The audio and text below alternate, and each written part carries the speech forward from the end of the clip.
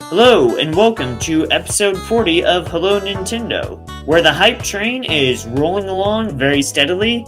We just finished watching the Super Smash Bros. Direct that aired on November 1st, for those of you who are going to be listening later in the week. Today I'm joined by Ketchup the Duck, aka Sam, and Michael, aka Awadafan. We're also joined by Jesse the Lion, Sarah.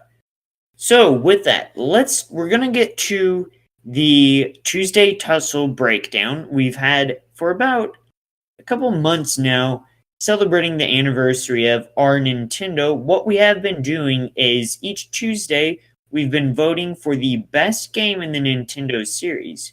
Round 1 is almost done, so we're going to talk about some of the best games that made it, what games we see going forward, and then also some of the notable cuts from the series. But of course, as always, we're going to start out with what have you been playing recently? Michael, let's start with you. Well, honestly, I've gone very traditional the last month or so since I last updated you all. So I have been playing Fortnite a lot as well as The Division. And the reason I'm playing The Division is because there are a lot of people in my area who play the game and who talk about it. So I want to play more of The Division. I played it years ago quite a bit, especially in multiplayer settings with friends, but I never really did the single player mission too much, or like the single player portions of the game, the modes. So I'm doing that now. And then as for Fortnite, I just went all in and bought the Founders Pack. And so that involves playing Save the World, which I've done in the past as well on another friend's account, but I never completed the single player mission, so I'm doing that now. Really trying to get absorbed in the world of Fortnite, and yeah, I mean, other than that, I've been picking up indie games every so often on the Switch, but the sales I think they're holding off on sales until the holiday season, so we'll start seeing a lot of interesting new games or old games that are now more inexpensive available, and I'll probably be experimenting a lot. I'm looking forward to that sale because I always look forward to hearing what you have been experimenting with and what's out there in the indie world. Sam, what have you been playing recently? I played Batman Arkham City twice. I did the hard mode afterwards. It's really fun. I can't believe it's taken me so long to play it after I really enjoyed Arkham Asylum back in the day. It's nice having all the villains doing like a turf war of sorts. So you've got Joker, Penguin, and Two-Face all trying to take over this Arkham City. Whereas behind the scenes, you've got Hugo Strange and Ra's al Ghul and Bane and Mr. Freeze also go with ulterior motives. It's just fun. It's nice playing an easy game sometimes, and it doesn't feel like unearned because Batman should be strong. Batman should be able to just crush these thugs off the street pretty easily. It's nice to just punch some people. That's what I did in Arkham City. So I did that twice. What else have I been playing? I did play a bit of Mario Tennis, but my Switch isn't fully hooked up yet. I don't like swapping between 360 and Switch. So when I'm back to Switch proper, I will invest more time in Mario Tennis. But I did keep my promise. I did play a bit of the story modes, and I did swing it around a bit. There is a motion control modes, which we were confused about last time I was on. And there was one more game I've been playing. Oh, Sonic and Sega's All-Star Racing Transport, which is of course the major crossover video game. All your favorite video game franchises all in this one racing game. Unheard of how many franchises are represented. Nothing is comparable. I can't think of anything anyway. So you've got things like Sonic and Super Monkey Ball. You know, some of the household games that everybody's heard of. Samba de Amigo. Oh, that one with the people wear white dresses and dance. That game. Does anyone know what I'm talking about? Sega game where they wear white dresses and dance. I know what you're talking about. I can't remember the name. Is it like... I feel like it has the word space in it or something. I don't know. Yeah, space is in it. Obviously, I'm a fake gamer because I don't know. but it's the crossover event of the year, and it's pretty fun. It's not as good as Mario Kart. I think I like how the karts handle a lot better than Mario Kart. Actually, the racing is a lot challenging and fun. It's just that the stage design is a bit. The layouts, you can't really see what's going on ahead of time. Even when you played them a few times, you still want to just know. You want to feel that next corner, like the back of your hand, and I haven't been able to get to grips with any of the stages. So unfortunately, the track layout is what clearly sets this apart from Mario Kart, where I can do one lap of the course in Mario Kart, and I'm like, yeah, I've got this. But apart from that, I think there's definitely a lot of lessons Mario Kart can learn from. It's a fun game. I've never played Sonic Race or Sonic All-Star Racing. That's the title, right? Sonic and Sega All-Stars Racing Transformed. I would never have thought that would be a dynamic and good racing game. That sounds good. So, Sarah, what have you been playing recently? So kind of the week leading up to this, I've been playing some Bayonetta, going back. Actually, this is my first playthrough of Bayonetta. Just kind of wanted to go back, play a game that it's kind of old now, but kind of has I don't know how popular was Bayonetta, but she's definitely more popular now being in Smash and stuff. So kind of wanted to check out the origins of that. It's pretty fun. It's a pretty fun kind of hack and slash game. You just go through, beat up some angels, and try not to die. I'm not great at the game. I'm not great at hack and slashes, but it's fun. It's fun. Recently, thanks to the Steam Halloween sale, I picked up the BioShock collection. I am actually playing through BioShock for my first time as well. I'm like a couple hours into the game, so not super far. I literally just started playing, but so far I'm really enjoying my time with it. Oh, BioShock's up next for me. I am still marching through Banjo and Kazooie. It's hard. I am not good at video games. And I did take I would have beaten it already, but I did take a quick break when I had time a coworker and I are going to replay through. He's going to replay through Mass Effect. I'm going to replay through Mass Effect 2. So I wanted to get started on that and just get to the Omega Relay, and I am about to save Morden, but I'm going to return to Banjo because I do want to sit on this podcast and talk about Banjo forever because it's a great game. Again, I'm going to save that for later. How far are you now? Into Banjo, I'm on Rusty Bucket Bay. I think I have 1 or 2 more worlds after that. I think you got one left, depending on what order you've done that, because there's a lot of flexibility for order you go in, but normally there's 1 level left after that. Yeah, and I'm stuck on a jiggy. I probably died at least 5 times before I gave up last week trying to get this one jiggy. Can I guess which one? Yes. Is it in Rusty Bucket Bay? Yes. Is it the one where you hit a switch and then there's a countdown timer to get the one behind the propellers of the boat? Yes, that is exactly what I'm stuck on. And I refuse to do any other jiggy before I get that jiggy. It is the worst. I feel like I'm playing Donkey Kong Country 2 again. Yeah, that one's completely not fair. And then Gruntilda, her mocking of like, haha, you little bear, you can't do a simple task. And I'm like, gee, thanks for making me feel like a pro gamer, Gruntilda. Yeah, she's got like a custom response for that one, doesn't she?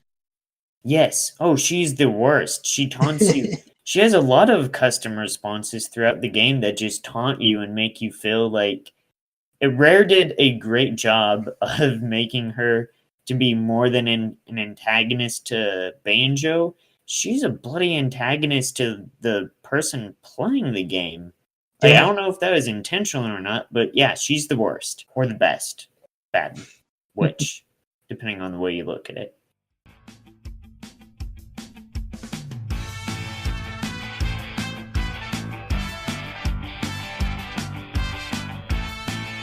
Moving on, though, of course, Banjo did not make it into Smash, unfortunately. Yet. However, of course we're going to have that caveat for the next, who knows how, until the game's DLC stops release. I gave this in the opening, but just to recap kind of what we saw in the 40-minute direct. Ken is an Echo Fighter of Ryu from the Street Fighter series. Incineroar made it in from Pokemon Sun. Piranha Plant will be available from the Super Mario series until January 31st, 2019. At that point, he goes to DLC, I believe. We saw some new amiibo. We got Spirit Mode, which looks basically like a revamped second round of the amiibo trainer from the first game, if I'm not mistaken. Got a little bit of the online. There's more assist trophies announced. And then we also, at the end, got this cinematic lyric-filled showcase where Kirby was the only survivor, and there is indeed going to be an adventure mode. What were your thoughts on this direct? Michael, let's start with you. Well, with the caveat that I am not normally much of a Smash fan. I mean, I buy the game, I play it. I'm not good at it. I'm not good at fighting games in general. And in addition, I wasn't particularly excited about this game relative to the other many different games that are coming out in the big wide world of gaming.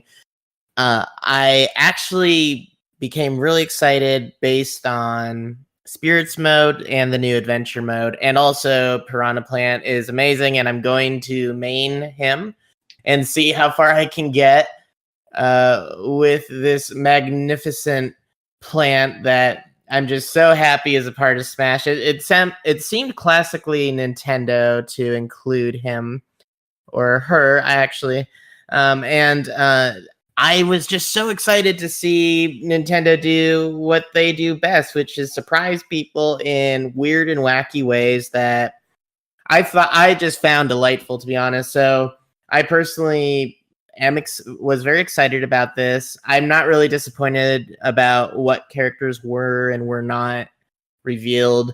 I think also with Spirits mode, they've really found a way to curtail the issues about about predicting upcoming fighters. So now, if a character doesn't really seem like a strong match for a fighter, at least there's Spirits mode where they can get some level of representation, and I think that's really cool. So overall impression was this was awesome. Everything was awesome. I have nothing to complain about personally. I just thought it was great. Sam, what were your thoughts? Well, I'm really excited about the story modes. We haven't seen enough. I was surprised we saw so little of it, honestly, for a final direct. I know they want to keep surprises for the players, and that's one way of doing it by not saying anything. But it does sort of leave me cautiously optimistic. I'm a bit scared it'll be kind of repetitive, playing what looks like loads and loads of fights. They purposely didn't number how many different spirits there will be, and if there's a fight for every spirit, possibly that you're going to have to repeat the fights if you accidentally shoot the barrier or whatever it was. It's there's a lot going on in that direct, so it's hard to keep track of everything they said, especially when we're recording so soon after. But yeah, it's certainly exciting. I love Incineroar, actually. I like the heel role he's got. I don't know if you guys are into wrestling much. I'm not, but I did watch Glow on Netflix, so I'm almost an expert. Incineroar is the heel character, where he's sort of playing the villain that you love to hate in the wrestling ring. And I like the response to Incineroar. Clearly, it's only been a couple hours since the direct, and it hasn't been positive. People really wanted other characters ahead of Incineroar. But that just makes him a proper underdog. And he's a dog as well. I think he's a dog. No, he's a cat. Oh, well, that was a bit disappointing. He's a proper underdog character now. Really ready to rise in the wrestling ranks. It's poetic justice, really. Yeah, I didn't know that I would appreciate Ken. Well, I'm excited about Ken because I always liked Street Fighter. And Incineroar Seems cool. I had to ask what's an Incineroar because I missed out on Pokemon apparently a little bit too much. Sarah, what were your thoughts? Honestly, so full disclosure, I was not able to watch the direct live, but I caught up kind of as soon as I got a little bit of free time and was able to look at some of the stuff, and honestly it looks super cool. I've always been a fan of like kind of quote unquote story modes in fighting games because it kind of shakes things up a little bit. And I know this is kind of an unpopular opinion. I'm actually not 100% certain, but I did enjoy Subspace Emissary from Brawl as kind of a little bit of a mix-up thing. I mean, the story mode was bizarre, but seeing this type of thing again in a Smash game is kind of cool for me, and I like Incineroar. I think his design is kind of goofy, and I love it. Buff Cat, and I love Piranha Plant so much. He doesn't even have legs, and yet he made it into Smash. I really enjoyed Subspace Emissary as well. And just for those who don't know or have not figured out yet, Sarah is my sister. So we spent a lot of time growing up playing Smash Brothers Brawl. It was actually, that's our most played game, right? Probably. I mean, I haven't done the actual analytics, but I can't think of any other game that has more hours on it. But so we've replayed Subspace Emissary an embarrassing amount of times just because it added something new. I'm not sure now that I have far less time to play games and to just chill that I will be replaying this one as much, but I'm always interested to see what they do in adventure mode. Granted, did any of you play the mode and it was like the party mode in Smash 4? Did anybody play that or even remember it? Yeah, I played it a few times because it was one of the character unlock requirements. You could either in Smash 4 it was either you play 10 matches unlock 10 versus matches, or you had 10 unique challenges to unlock the characters. And I always enjoy doing the unique challenges, and one of them is to win this Smash party mode, and then like Dr. Mario or whoever will be ready to unlock afterwards if you beat him in a fight. It is okay. It's fine. It's a fine mode. It had no replayability after I unlocked the character, but it was certainly interesting. If there's a criticism of it, it's just that it's a variation on the base game. And there's a ridiculous amount of randomization even within Smash, which just made it totally unfair. But that's fine. That's fun. Mario Party's unfair. For single player content, it was the worst, probably, of the main Smash games. And that's including 64. I think I preferred Classic in Smash 64 to what we were given in Smash 4. Now that's for the Wii U version, right? Yeah, I never played the 3DS Smash, but that looked really fun. I wish I did. I wish I got that one instead. I probably would have played it more. Yeah, because I only have the 3DS version, and I know the exclusive single player thing for that game was called like Smash Run, where you go through, collect power ups, and then have like a fight at the end. I actually that was some of my favorite single player content in Smash. Oh, that's cool. So if there wasn't a Smash Switch, I would be really considering Smash 3DS. Have you ever played Kirby Air Ride? No, I haven't. Shoot, okay. In the US, it was still too many racing games at once, but I think in the UK, if I recall correctly, F-Zero, Mario Kart Double Dash, and Kirby's Air Ride all came out in the same month. And it was like, I'm buying one racing game. It's Mario Kart. Sorry, Kirby. It makes sense. Basically, there's a mode in Kirby Air Ride that's very similar to Smash Run, so I usually use it as an city trial.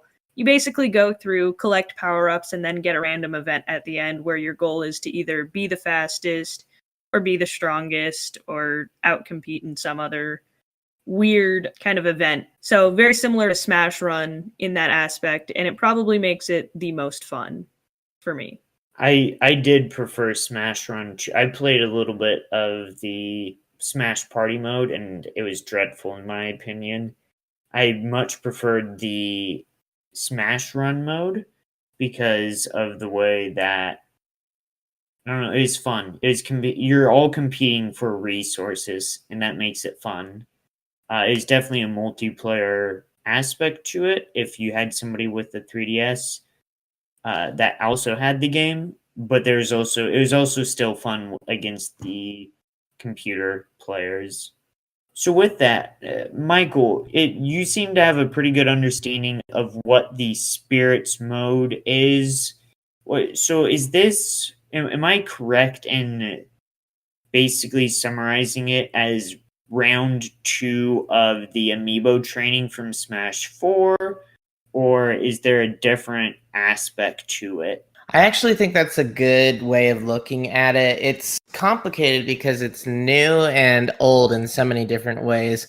So it, number one, appears to replace trophies in Super Smash Brothers. So instead of having trophies that are just like relegated to an encyclopedic section of the game where you can read up on it, now it's kind of a game mode where you can play with them, and the trophies are characters from all over the place, I guess, and those are spirits. So it's also a bit of a hybrid with Paper Mario Sticker Star. Now, I didn't really play that game, but I watched a lot of videos about it, and so I do have a good understanding of what it was about.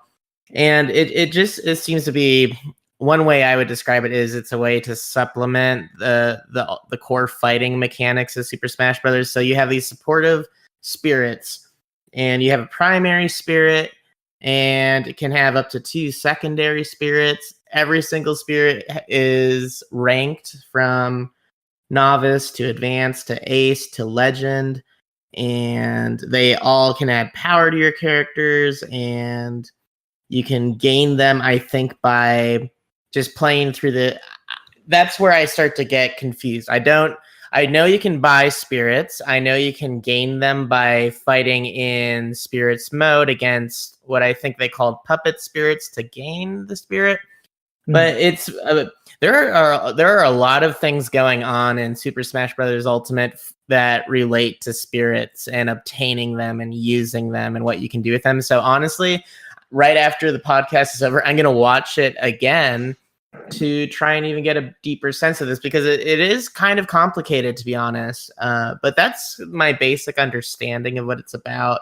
I think it's really good that they did this, because now all those characters people have been asking about over the years that probably really should not be fighters and probably realistically won't be, now they get to be fighters. Well, they get to support your fighters, or at least be present in the game, which hopefully brings some level of satisfaction to players who have been hoping to see their favorite things in the gaming world. Yeah, it seems like a good mode to add in those extra fighters to kind of... It seems like a silly mode, but it seems like it could have some potential to play and just to explore and see what you can do. I do want to mention there was one point in and I couldn't tell if this was in spirit modes or in the adventure mode, or if they're one and the same, but there seemed to be this upgrade system that looked very much like the Final Fantasy X upgrade system. I'm not going to go into too much detail because I don't want to be game explain, hyper analyzing everything. But for those, if you've played Final Fantasy X and you are familiar with the upgrade system, it's one of the most compelling RPG upgrade systems, in my opinion. And to see it in a fighting game would be really interesting, kind of addictive, and I'm kind of excited to see if they display that at all in an upcoming Treehouse.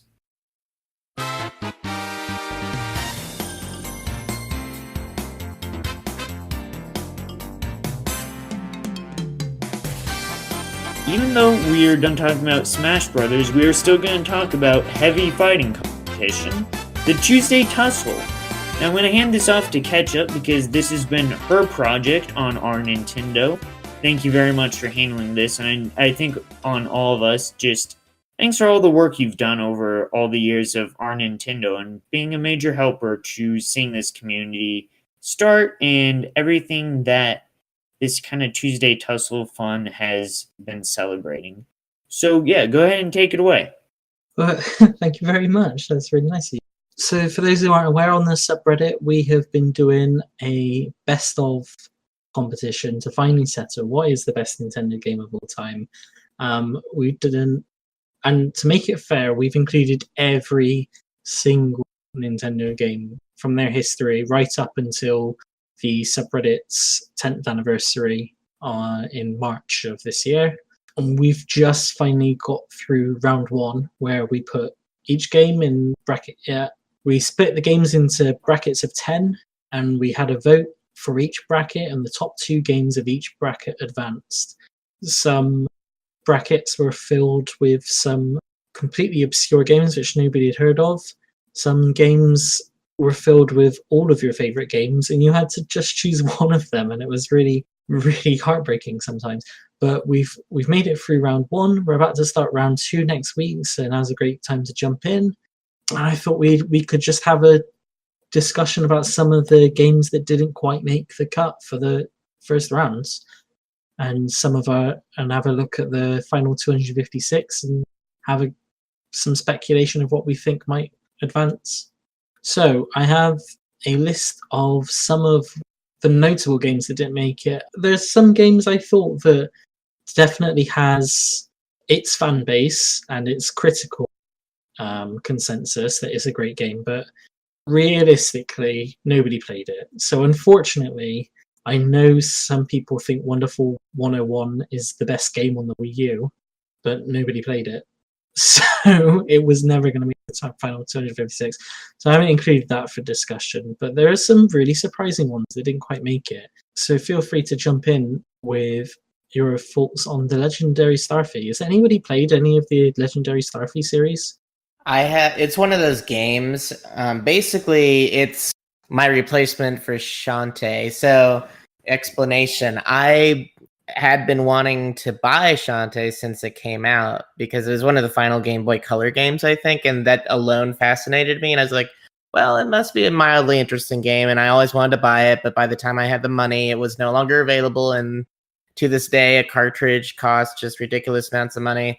But I finally played it on the 3DS when it was released as a virtual console game. So my new game that I've always wanted but never played is The Legend of Starfy, and I just have stared at images of it over the years, and it really bothers me because Japan has 5 or 6 iterations of this series, and to my knowledge, North America and perhaps even Europe only had one of them. And that really bothers me because it's a 2D platformer about a star running around, and I love that. That's just the best concept possible. It's a weird one, right? That it was Japan only. It's not so drenched in text that they couldn't be bothered to translate it. It's not so confusing to a Western audience. It's a platformer about a starfish. It's quite simple to play, even in a foreign language. It's a weird one to not get localized and to stay so far away from the Western market. I think it's one of those games that Nintendo of America under promoted. And then when it didn't do well, they just thought, well, I guess it's not viable in the West. Nintendo of Japan has often reasoned things that way, and therefore that is the reason we don't get a lot of the things that we probably would love to get there. And so I think especially in the OOs when the Legendary Starfy came out, that seems to be the mentality. They've never confessed to this, but it certainly seems that way. And so I think we just never got it. And I think even in Japan now, it's kind of a dead series. So I don't know if there will ever be any hope of us getting it. You're just going to have to rely on imports and or fan translations. Kirby is clearly the star of Super Smash Bros. Ultimate, but 4 Kirby games didn't make it through to the top 256. Kirby's Dream Land 1 and 2 didn't make it. Poor Rick the Hamster. Kirby and the Amazing Mirror didn't unfortunately make the cut, and Kirby's Epic Yarn also didn't make the cut. Really poor show for Kirby, unfortunately. Kirby's Epic Yarn does not deserve to make it. I know Yeah, we I just thought that would wind you up a little bit. we just talked about this, I think, on the last podcast or 2 podcasts ago. But Kirby's Epic Yarn, if you take away Kirby from the game, it's a bad game. I actually was thinking about this game the other day, and one of the things is like, would I want to go back and play Kirby's Epic Yarn? And I had to honestly say no. The game was short, like, not all Kirby games are long, but Kirby's Epic Yarn felt less full than other Kirby games, like, as much to it. There wasn't as much substance to it. And also, it took away Kirby's copy ability, which was kind of a key component of Kirby. And I really didn't like that. And yeah, that's kind of personal preference, but that's why I really don't like Epic Yarn. Kirby's Dream Land doesn't have copy ability. Well, that was that's- also the first one, and it's also not good. You can't say it's not good. Okay, it's bare bones. It's like what Shadow Okay. Dragon is to Fire Emblem. Okay. I don't know what that means, but okay. Okay, Shadow... dang it. If someone out there gets my analogy, cool. Is it, If it's like no one- Mario Bros. To Super Mario Bros. Hey, yeah, there you go. It's just It's- bare bones. Not quite there yet. Still Yeah. needs a little more time in the oven. Yeah, that's a great analogy. The Metroid series did really well, but one of the fan favorites, Metroid Zero Mission, didn't make it, which I think most people agree is a much better version than the original Metroid. The original Metroid did get through 3 times into the top 256 across the NES, Famicom, and Game Boy Advance versions. Which also just makes me realize that Metroid Zero Mission was on the Game Boy Advance as well as just the straight up ports of Metroid. I don't know how Zero Mission didn't make it. It may have just been like, I don't know if it would have gone further. I think there's 2 things that play into it. A, it was a remake, and it didn't do much for the legacy of the series. And then it may have just been part of whatever bracket it was in. But Metroid, I haven't played the full game. I admittedly emulated a couple minutes of it for when we did Game Club. I know I'm a terrible gamer. I emulated something. But it was fun the couple of minutes I did play, and I'd love to pick it up for my actual Game Boy, but I just hasn't been a priority. So yeah, I'm a bit surprised by this one. The biggest crime of the whole first bracket, in my opinion, is that Yoshi's Island's genuinely a contender for, if not my top game, definitely top 16, top 32. It's not even in the top 256. Neither version of Yoshi's Island's made it through. And that genuinely is one of the best games ever made. This is actually a crime against humanity. This breaks my heart. Not Yoshi's even gonna lie. Story made it, and Yoshi's Island didn't. Yoshi's Island was objectively better than Yoshi's Story. Yeah, I know Yoshi's Story has its weird fan base. I'm not one of them, but I appreciate why people like it. But Yoshi's Island is perfect. It's a perfect platform. Yoshi's Island is beautiful. Like, even like the whole aesthetic of the game with like the art is still one of my favorites from that era, and is probably one of my favorite aesthetics from video games. Still, I'm extremely nostalgic for it, and I still enjoy it today. You can make an argument that Yoshi's Island is the pinnacle design of, and I'm not going to make the argument on the podcast.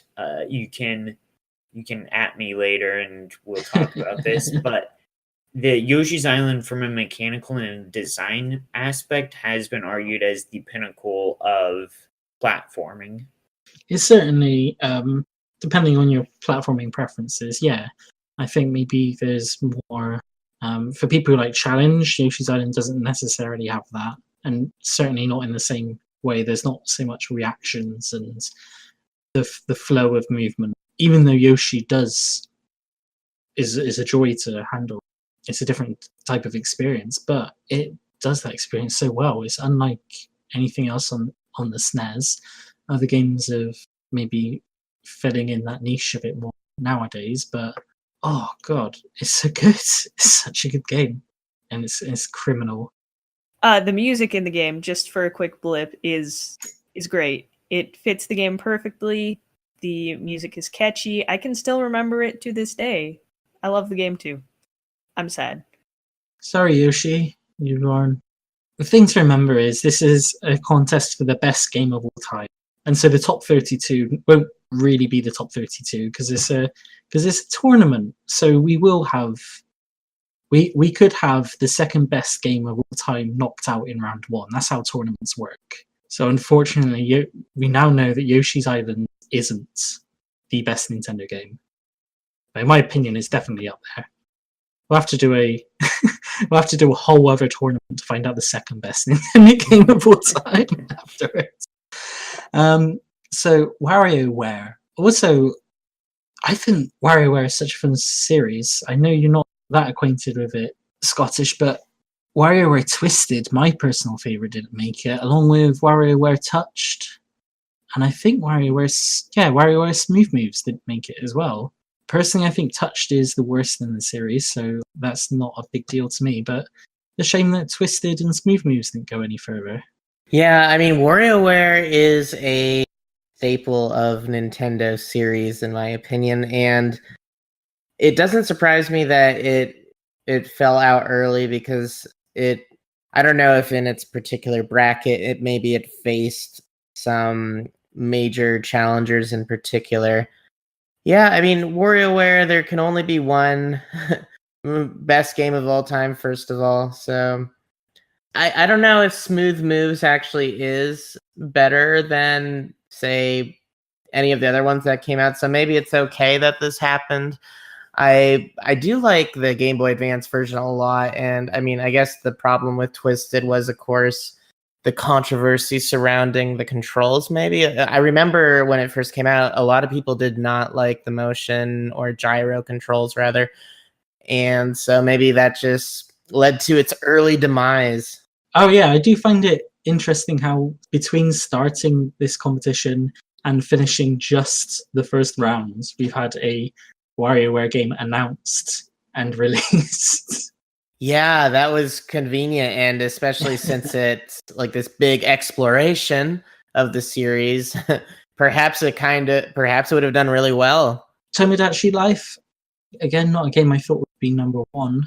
Certainly got a hugely successful 3DS games. One of the best-selling 3DS games, I think. That's not made it, unfortunately. Eternal Darkness, that's again more of a cult favorite. That didn't make it. Fire Emblem Warriors, both the Hyrule Warriors versions made it, but unfortunately Fire Emblem, that sort of completely dropped off my radar because I thought that was going to be supported with DLC for a long time, like Hyrule Warriors was, but I don't remember hearing anything about it after it came out, to be honest. Yeah, it did seem like it just kind of came and went rather quickly.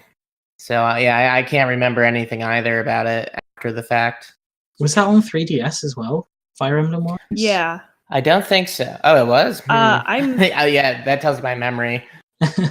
I'm like 90% sure. It might have been a new 3DS exclusive. I might just be thinking of Hyrule Warriors. Yeah, Hyrule Warriors was on 3DS. It's just I'm not surprised it didn't advance, to be honest, but I did see it and remember it existed and thought, it's a bit weird that came and went. Okay, yes, it was also for the new 3DS. I have a friend at work who's obsessed with Fire Emblem. He's obsessed with Fire Emblem, but also loves the Warriors games, and this is like the perfect game for him. Zelda obviously did really well, but Oracle of Ages didn't quite make the cut. I thought that was unusual, because between the Seasons games, it's between the Oracle games, Oracle of Seasons is often considered the worst one by a lot of people because Oracle of Ages has better dungeons. I'm not actually sure what Oracle of Seasons advantage is supposed to be considered, but they were designed intentionally in different directions. One focused on dungeons, and I think one was puzzles, one was action. Yeah, that's what it is. So, I mean, I think Oracle of Ages was the puzzle one, and a lot of people really like that because that's a major motivator for why a lot of people play Zelda to begin with. So it was interesting to see Oracle of Seasons make it this far, and Oracle of Ages of all things get lost. But again, perhaps it just faced the wrong contenders early on. I don't think either game had any shot of being in the top 32 or anything. So I guess it's justified as well. That's fair. Diddy Kong Racing didn't make it. I'm gutted about this one.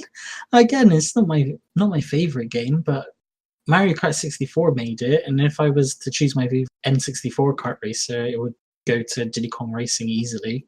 Diddy Kong Racing is a better kart racer than Mario Kart 64 than Mario Kart Wii. Diddy Kong Racing is the Lego Racers that was treated better and is more fun. I love Diddy Kong Racing a lot. Diddy Kong Racing was a ton of fun.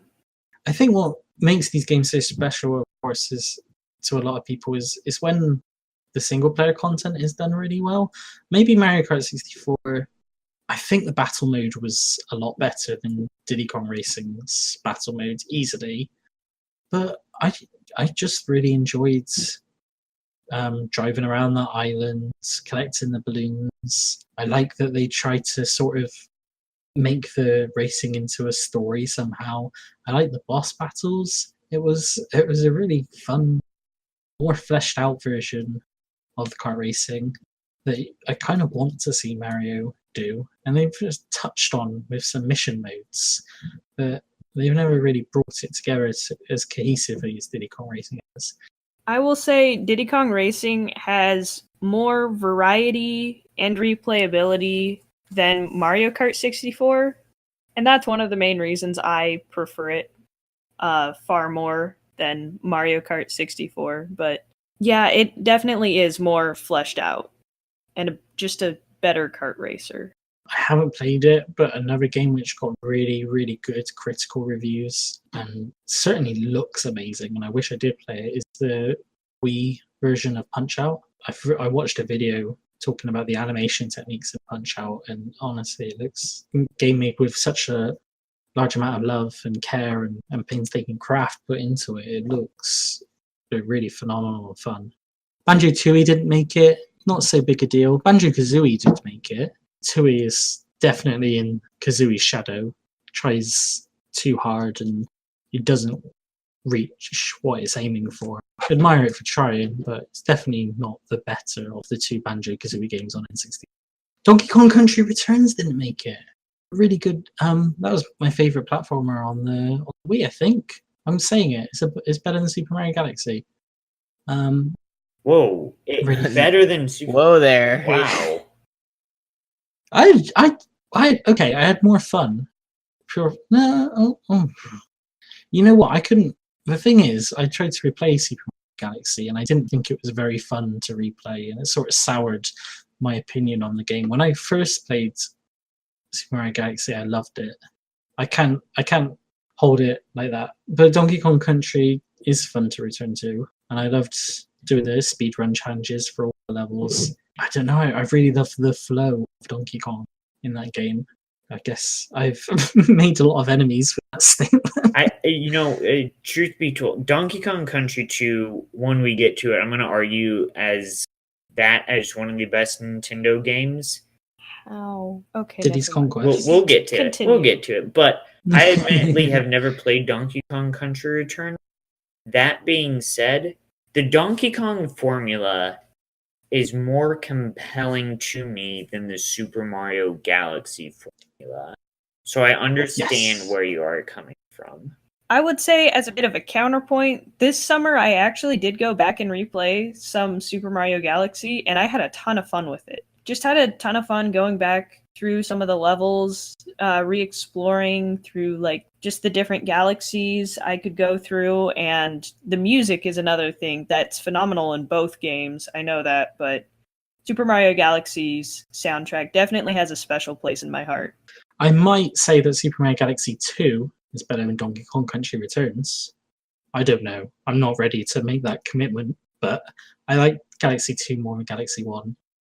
I like Donkey Kong Country Returns more than Galaxy 1. I don't know which of those two I prefer. What would be a fun podcast to do is to all discuss what is the end debate, because I think we all are going to have different tastes on this, is what is the best platform formula if you look at Mario, Donkey Kong, and Yoshi. We'll save that topic, though. Yeah, that's Good an idea. interesting topic.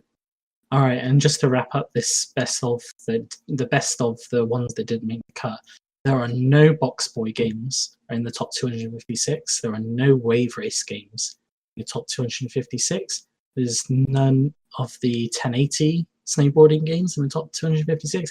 No Chibi Robo. Nobody wanted to lose weight, so We Fit didn't make the top 256. And Kid Icarus. Oh no, Kid Icarus must have. Did Uprising get in? Kid Icarus did not make the top 256, not even Uprising. That is shocking, because Kid Icarus Uprising definitely has a core following. I thought the first Chibi Robo would make it. I didn't think the rest would. I thought the first one would. And Box Boy came third. There's 3 games up for debate, and they all came third each time. I think one of them should have got through, but I can't remember what it was up against. Well, that does it for today. We've had a lot of Smash Bros. Talk and Tuesday Tussle. So, thank you very much for joining us today. I know that the hype train for Smash Brothers is rolling along very steadily. So, with that, where can people find you and contact you or tell you that you are wrong for your opinions on the Tuesday Tussle thread? Sam, let's start with you.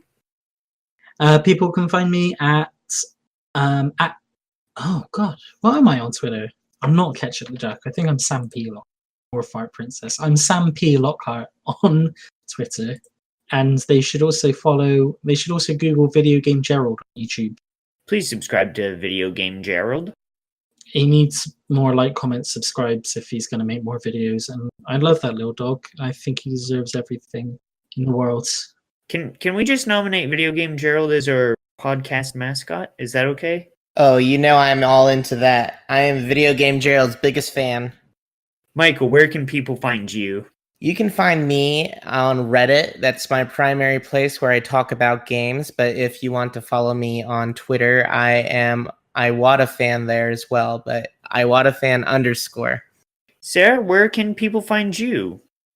You can find me on Reddit under my username Jesse the Lion. You can always @ me for some hot takes, or if you want to find some of the lowest quality posts on the internet, feel free to follow my Twitter at Haynes Sarah. If you can spell that, come and @ me. And you can find me at ACL Haynes. That is HAYNES. And thank you very much for listening.